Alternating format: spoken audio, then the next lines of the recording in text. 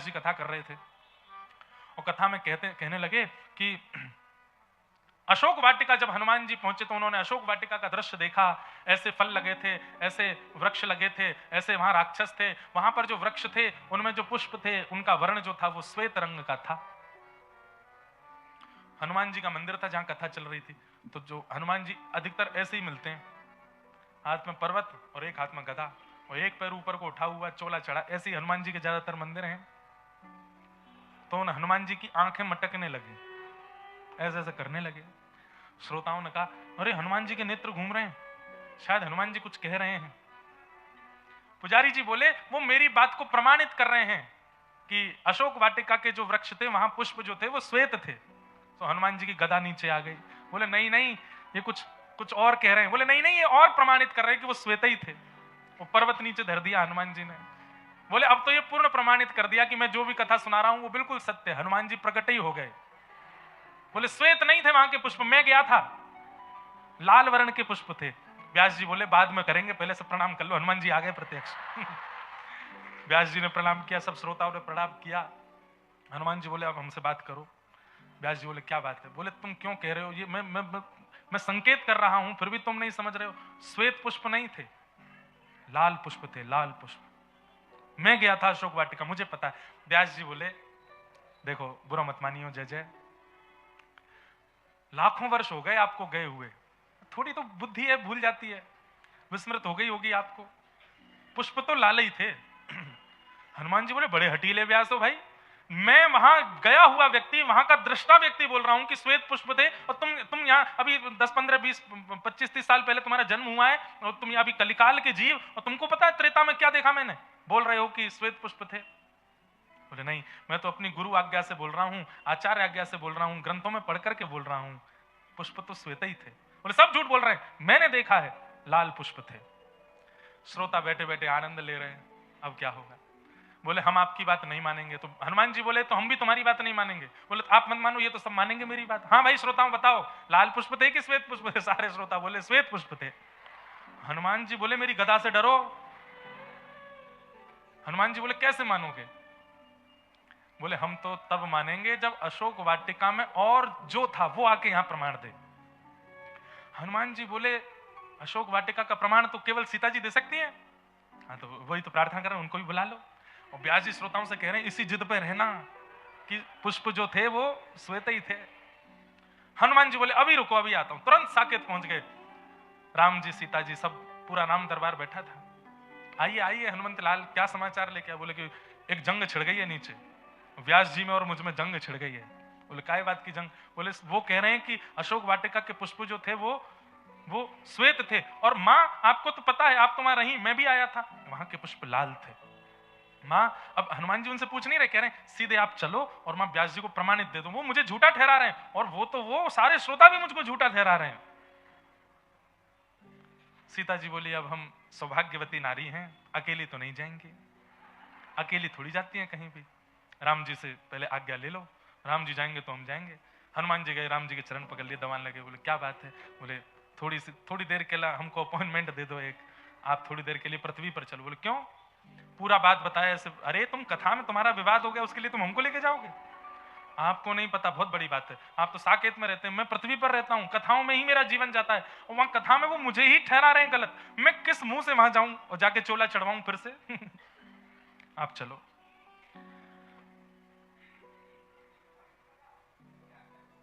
अब राम जी बोले कि हम लखन जी के बिना नहीं जाते, लक्ष्मण जी से आज्ञा ले लो।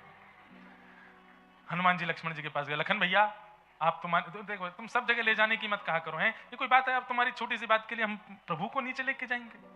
भैया आप जो कहेंगे हम सब करेंगे, चरण पकड़ रहे हैं आपके, प्लीज 1 मिनट के लिए ले चलो। लखन जी बोले देखो वन में बात अलग थी, अब भरत भैया भी बड़े हैं, भरत भैया से आज्ञा लिए बिना मैं नहीं जाऊंगा।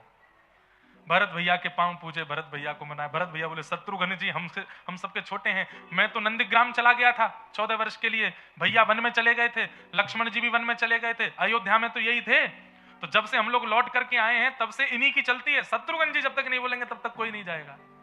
हनुमान जी ने जाके शत्रुघ्न जी को मनाया, बड़ी मुश्किल से शत्रुघ्न जी माने।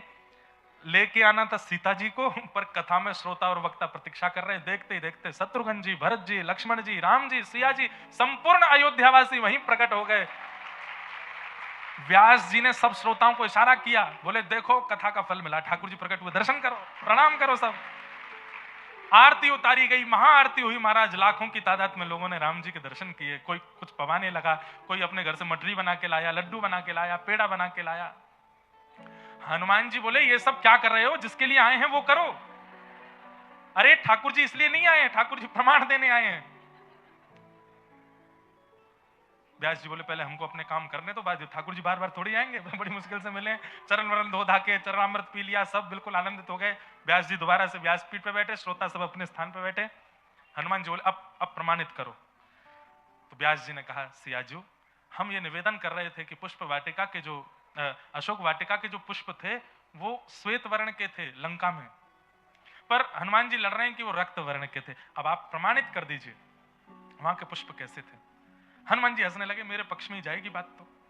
सीता जी ने तुरंत कहा लंका की अशोक वाटिका के पुष्प श्वेत ही थे। और जैसे ही कहा श्वेत थे, हनुमान जी के तो नेत्रों में आंसू आ गए। बोले सब मिल गए हो, सब आपस में मिलकर के मेरे पीछे, मुझे वो रक्त वर्ण के दिखे। तब सिया जी ने सिर पर हाथ फेरते हुए कहा पुष्प तो श्वेत ही थे, पर हनुमंत लाल आपने जब वहां आकर के मुझे देखा और अपनी मां को इतनी पीड़ा में और इस प्रकार राक्षसों के घेरे में देखा, तो आपको इतना क्रोध चढ़ा कि आपका संपूर्ण अंग तो लाल हो ही गया, नेत्र भी लाल हो गए। इसलिए आपको हर श्वेत वस्तु में लाल लाल का अनुभव होने लगा।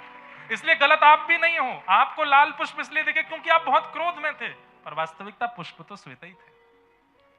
हनुमान जी ने व्यासपीठ को प्रणाम किया और सब संपूर्ण राम दरबार को प्रणाम करके कहा, बोले आज एक बात सिद्ध हो गई, जिसके लिए मैंने साकेत छोड़ दिया। हनुमान जी साकेत नहीं गए, चारों युग प्रताप तुम्हारा। त्रेता में राम प्रभु श्री राम लीला करके चले गए, लेकिन आज भी हनुमान जी पृथ्वी पर ही हैं। क्यों? केवल कथा सुनने के लिए। हनुमान जी बोले मैं एक बात तो मान गया, व्यासपीठ पर चाहे जो बैठे, लेकिन वो अपने 4 घंटे के प्रवचन में जो कुछ भी बोलेगा, एक बात तो ऐसी बोलेगा जिससे भगवत प्राप्ति हो जाए। ये बात मैं प्रमाणित मान चुका हूं आज कि व्यासपीठ पर बैठने वाले व्यक्ति के मुख से, भले ही वो प्रपंचों के लिए बैठा हो, आजकल क्योंकि मिलावट व्यासपीठ में भी हो गई है, भले ही वो धन अर्जन करने के लिए बैठा हो, लेकिन उसके मुख से एक बात तो ऐसी व्यासपीठ से निकलेगी ही कि वो किसी का जीवन ठाकुर जी के सन्निधि में ले जाने लायक कर देगा। व्यासपीठ के प्रति नतमस्तक हो गए। तो कथा में रुचि बनना, कथा के प्रति प्रेम बढ़ना, इस बात का प्रमाण है कि ठाकुर जी आपसे प्रसन्न है, ठाकुर जी आपसे राजी हैं। तभी कथा के प्रति प्रीति बढ़ सकती, नहीं तो कथा के प्रति रुचि नहीं बढ़ सकती।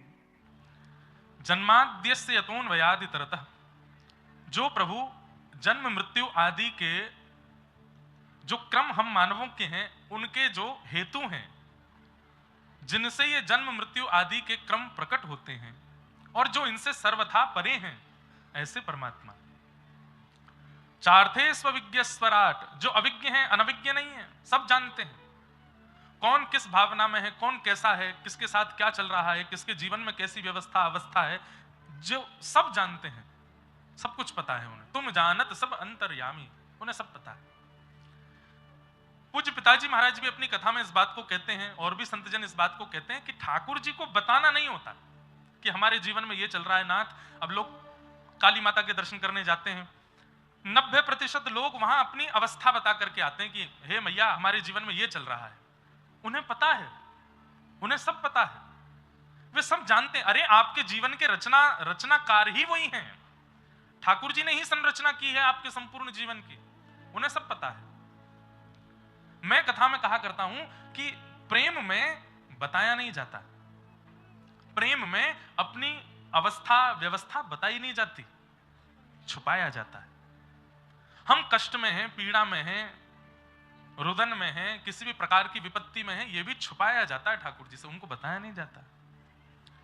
प्रेम जहां अतीत में होता है वहां पर पीड़ा छुपाई जाती है।